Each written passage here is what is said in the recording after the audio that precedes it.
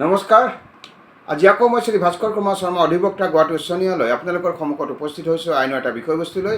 এই বিষয়বস্তুলৈ যোৱাৰ আগতে মোৰ যিসকল নতুন দৰ্শক তেওঁলোকক মই অনুৰোধ কৰিম মোৰ চেনেলটো যাতে ছাবস্ক্ৰাইব কৰি লয়, লাইক কৰে, শ্বেয়াৰ কৰে আৰু কমেণ্ট কৰে। আৰু যিসকল ব্যক্তি অলৰেডি লাইক, শ্বেয়াৰ, কমেণ্ট আৰু ছাবস্ক্ৰাইব কৰিছে তেওঁলোকক মই আন্তৰিক ধন্যবাদ জনাইছোঁ। আৰু যিসকল ব্যক্তি বা লোকে মোৰ এই ভিডিঅ'সমূহ চাই আইনৰ বিষয়ে কিবা এটা জানিবলৈ সক্ষম হৈছে অথবা লাভৱান হৈছে তেওঁলোকে নিশ্চয়কৈ মোৰ চেনেলটো ছাবস্ক্ৰাইব কৰি ল'ব বুলি মই আশাবাদী, লগতে লাইক, শ্বেয়াৰ, কমেণ্ট কৰিব বুলি মই আশাবাদী। আৰু এটা বিনম্ৰ অনুৰোধ আছে, যিসকল ব্যক্তিয়ে মোৰ এই ভিডিঅ'সমূহ চায় তেওঁলোকে যাতে শেষলৈকে ভিডিঅ'সমূহ চায় আৰু এটা সমাপ্ত কৰি বা স্কিপ কৰি ভিডিঅ'সমূহ নাচায়। তেনেকৈ চালে বিষয়বস্তুটো বুজাত অলপ জটিল হ'ব পাৰে, কাৰণ আপোনালোকে সকলোৱে জানে আইনৰ বিষয়বস্তুবিলাক অলপ আওপকীয়া। সেইকাৰণে অনুৰোধটো জনাইছোঁ আৰু এই অনুৰোধটো আপোনালোকে ৰক্ষা কৰিব বুলি মই আশাবাদী। এতিয়া আহিছোঁ আজিৰ বিষয়বস্তুলৈ। আজিৰ বিষয়বস্তুটো হৈছে এজন অপৰাধীক কিমান দিনলৈকে কাষ্টডিত ডিটেইন কৰি ৰাখিব পাৰি আৰু বেইলৰ কি ব্যৱস্থা আছে, বেইল পাবনে নাপায়, কিমান দিন ডিটেইন কৰি ৰাখিব পাৰি কাষ্টডিত, জুডিচিয়েল কাষ্টডিতে হওক বা পুলিচ কাষ্টডিতে হওক কিমান দিন ডিটেইন কৰি ৰাখিব পাৰি আৰু বেইল পাবনে নাপায়, ইয়াৰ বিষয়ে মই চমুকৈ আলোকপাত কৰিবলৈ আজি চেষ্টা কৰিম। আমাৰ যিখন নতুন আইন আহিছে, আইনখনৰ নাম হৈছে ভাৰতীয় নাগৰিক সুৰক্ষা সংহিতা 2023। এই বিষয়ে এই আইনখনত স্পষ্টকৈ উল্লেখ আছে। ইয়াত কি কৈছে কোনো জানো আহক। এই আইনখনত কৈছে the magistrate may authorize the detention of the accused person beyond the period of 15 days if he is satisfied that adequate grounds exist for doing so'. এই আইনখনত কৈছে মেজিষ্ট্ৰেটজনে অপৰাধীজনক কাষ্টডিত ডিটেইন কৰি ৰাখিবৰ কাৰণে অথৰাইজ কৰিব পাৰে beyond the period of 15 days, 15 দিনতকৈ বেছি। কেতিয়া পাৰিব? তেওঁ যেতিয়া ছেটিছফাই হ'ব যে এডুকেট গ্ৰাউণ্ডছ এটা আছে তেতিয়া পাৰিব।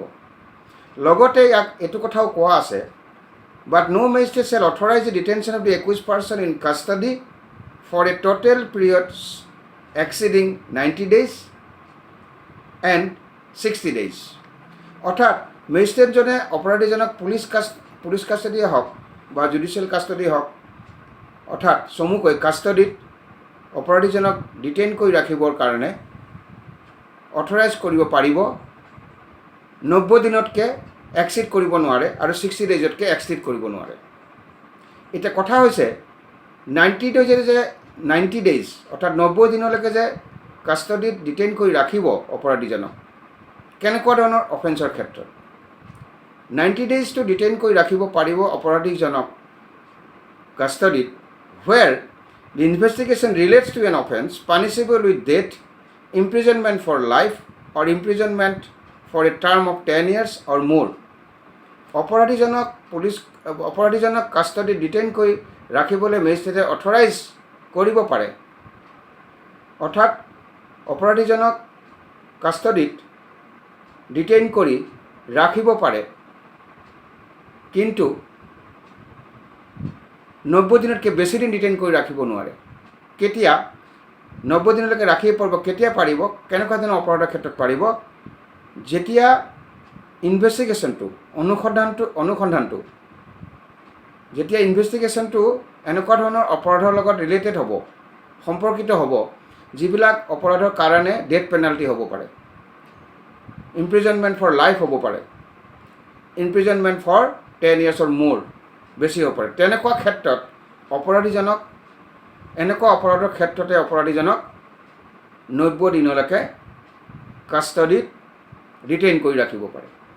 আৰু 60 daysৰ কথাও কৈছে, 90 দিনতকৈ বেছি দিন অথৰাইজ কৰিব নোৱাৰে। আৰু 60 daysৰ কথাও কৈছে। কেতিয়া অপৰাধীজনক কাষ্টডিত ডিটেইন কৰি ৰাখিব? 60 দিনলৈকে ৰাখিব পাৰে। কেতবোৰ অফেন্স আছে, সেইবোৰ হৈছে where the investigation relates to any other offense। এই ধৰি লওক ফৰ্জাৰী, ডেকইটি, ক্ৰিমিনেল ট্ৰেছপাছ,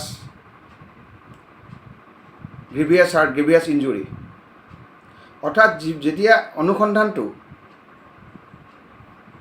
সেই অপৰাধৰ লগত ৰিলেটেড নহ'ব, য'ত ডেথ পেনাল্টি হ'ব পাৰে, লাইফ ইমপ্ৰিজনমেণ্ট হ'ব পাৰে, imprisonment for 10 years or more হ'ব পাৰে, অপৰাধটো যেতিয়া এই পানিছমেণ্টৰ লগত ৰিলেটেড নহ'ব, অৰ্থাৎ অনুসন্ধানটো ৰিলেটেড হ'ব এনি আদাৰ অফেন্স, তেতিয়া তেনেকুৱা পৰিস্থিতিত 60 দিনৰ কাৰণে অপৰাধীজনক কাষ্টডিত ডিটেইন কৰি ৰাখিবৰ কাৰণে মেজিষ্ট্ৰেটে অথৰাইজ কৰিব পাৰে। লগতে আৰু এটা গুৰুত্বপূৰ্ণ কথা জানি থওক, যেতিয়া 90 ডেজটো শেষ হৈ যাব, 60 ডেজটো শেষ হৈ যাব, তেতিয়া কিন্তু অপৰাধীজনে বেইল পাব। সেইকাৰণে কৈছে আইনখনত, on the expiry of the said period of 90 days or 60 days, as the case may be, the accused person shall be released on bail if he is prepared to and does furnish bail.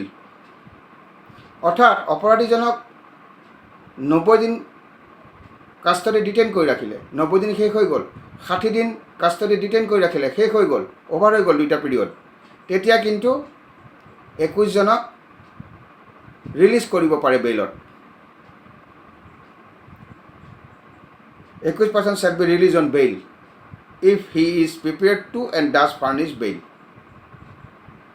গতিকে এইটো জানিবলগীয়া কথা। হয়তো বহুতে জানে, কেতবোৰ লোকে হয়তো জানিব পাৰে, কেতবোৰ লোকে হয়তো এতিয়াও নাজানিব পাৰে। সেইকাৰণে মই এই আলোচনাটো আজি উত্থাপন কৰিলোঁ আপোনালোকৰ সন্মুখত। চমুকৈ ক'বলৈ গ'লে এজন অপৰাধীক 90 দিনলৈকে কাষ্টডিত ৰাখিব পাৰে, তাতকৈ বেছি দিন নোৱাৰে। আৰু কেনেকুৱা ধৰণৰ অপৰাধৰ ক্ষেত্ৰত পাৰিব এইটো মই উল্লেখ কৰিলোঁ। আৰু 60 দিন ৰাখিব পাৰে কাষ্টডিত ডিটেইন কৰি, অৰ্থাৎ মেজিষ্ট্ৰেটে অথৰাইজ কৰিব পাৰে ডিটেইন কৰি ৰাখিবৰ কাৰণে কাষ্টডিত 90 ডেজ আৰু 60 ডেজ। মই ওপৰত উল্লেখ কৰিলোঁ কেনেকুৱা ধৰণৰ অপৰাধৰ ক্ষেত্ৰত।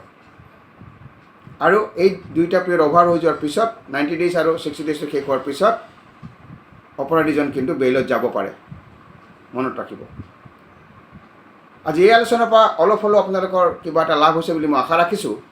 মই শ্ৰী ভাস্কৰ কুমাৰ শৰ্মা অধিবক্তা, গুৱাহাটী উচ্চ ন্যায়ালয়ে আজি ইমানতে সামৰণি মাৰিছোঁ। অহা খণ্ডত তাৰ এটা নতুন বিষয়বস্তু লৈ আপোনালোকৰ সন্মুখত উপস্থিত হ'ম। আজিলৈ বিদায় মাগিছোঁ। নমস্কাৰ।